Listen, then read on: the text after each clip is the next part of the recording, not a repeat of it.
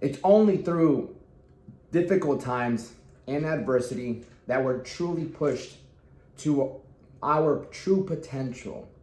Everybody always talks about potential. I know I have a lot of potential, but the truth of the matter is, you and I will constantly face the adversity. People in the past, you have Alexander the Great, Achilles, like those are just two people we can talk about. But when they saw the struggle, they embraced it, because through the struggle is where we're actually taught the most.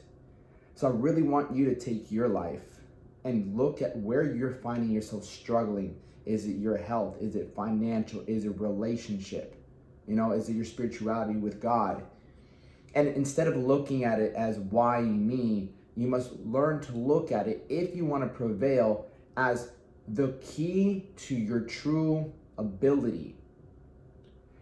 We're just taught so much, and also the people around us don't look at negativity and bad things as a good thing, as an opportunity.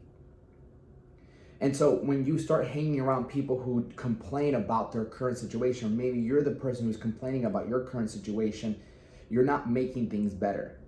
I always say you can either complain, or you can look at it as what you've been needed to happen in your life. You needed to realize that you're out of shape to get yourself in shape. You need to realize that you're not doing good financially to realize that you need to become better at whatever it is you're doing, a better skill, all right? Learn more about finances. You realize that you don't have the relationship you want, or you're in a relationship that's not so good because you have to become a better man or a better woman. You realize that you're lacking that closeness to God because you're not spending as much time with Him in His Word. So that needs to become the next step. These are just windows of opportunity if we look at it from that perspective. There's always going to be something going on in your life that you're not happy with. Because what's the alternative? If everything in life, you were happy with everything in your life, you would need no reason to push forward. I heard something the other day. It's like absolute power corrupts absolute. And I'm like, what does that even mean? I was talking to one of my boys. I'm like, what's that? I don't get what that means. And he's like, imagine you can do anything. You have everything, right? You have the money, the body, the women, everything. You're not going to push as hard. You're not going to test yourself. And the reason we spoke about that is because we're talking about Conor McGregor. I saw something that said absolute power corrupts absolute. And I'm like, what do you mean by that? And just an example for him, like in his rise, he didn't have anything. His wife was pretty much, girlfriend was working and paying the bills while he was just chasing this dream that he wanted to be very successful and a great fighter and make all this money. Once he got all this money, he just started going towards the things he was once very against. The drinking, the partying, right? Not training as much. And so it corrupted him. And so you realize when he had the least is when he was the most disciplined. When he had the least is when he was the hungriest. When he had the least, he thought about all the great things he wanted to do, and he limited all the things that would kill him. And so in your journey, you might sometimes compare. Sometimes I do. It's human nature to compare where other people are versus where you're at. We're going to do it either way. But if you can remind yourself that that's their path, that doesn't mean they don't have problems. Everybody in this world has problems.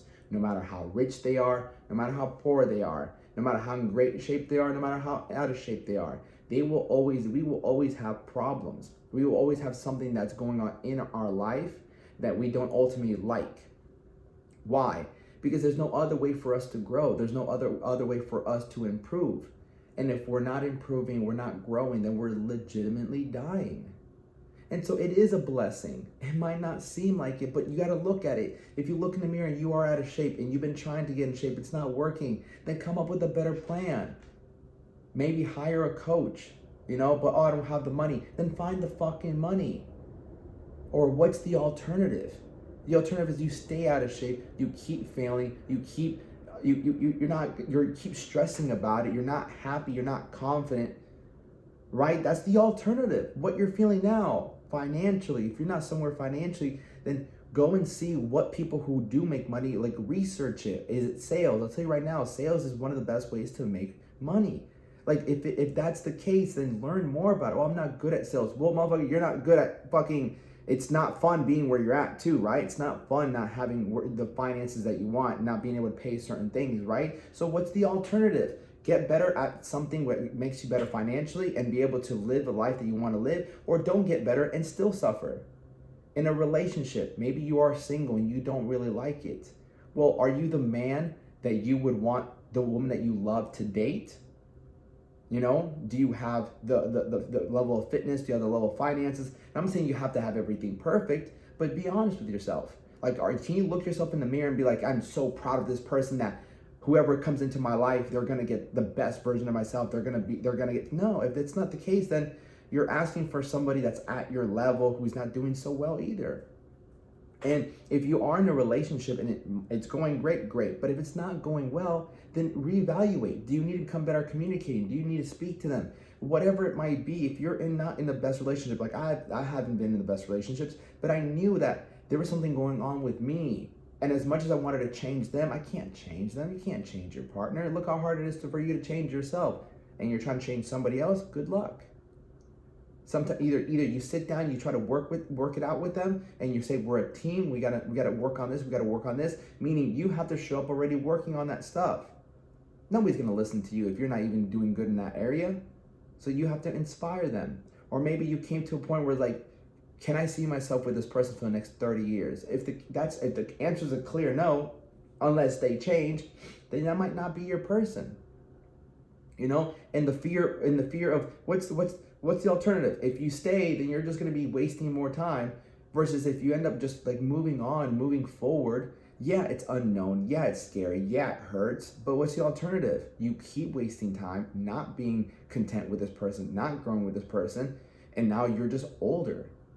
And spiritually, like, if you're not getting close to God, but you want to, and you say you want to, but you're not opening up the Bible, oh, it's really hard. What's the alternative? You won't have as much faith.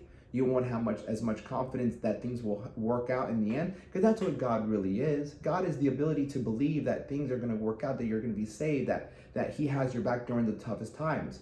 When I was away from God, it was really hard to be positive, because like the only faith I had was in myself. That's really difficult. I'm only human, you know? So realize whatever is at your door right now, face it, look at the truth.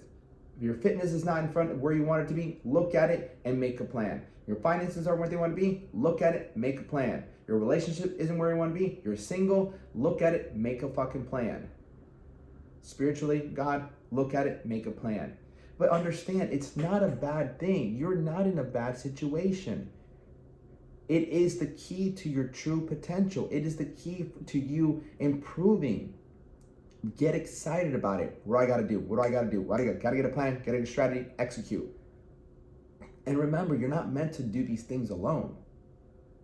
Get help. Have someone by your side. I've always been a component of having somebody by my side during anything that I want to do. Yes, I've been alone, but I've had coaches, I've had people in my life, because that's how you're able to learn faster. That's how you're able to have some sense of direction. That's how you're able to have some sense of accountability. So don't shoot yourself in the foot trying to do this shit always by yourself. It's dumb.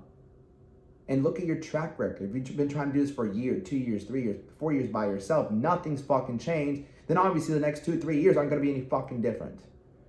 So look at it from a positive perspective, make a positive change, take positive action, and realize that this is the key to everything you wanted. It's only showing you where you're lacking. It's only showing you where you could improve. This is where I need to improve. I need to improve on my diet. I need to improve in my skills. I need to improve in my communication. I need to improve in reading more scripture. Improvement. This is all about improvement. It's not something bad. It's an opportunity. Happy Monday. Let's go.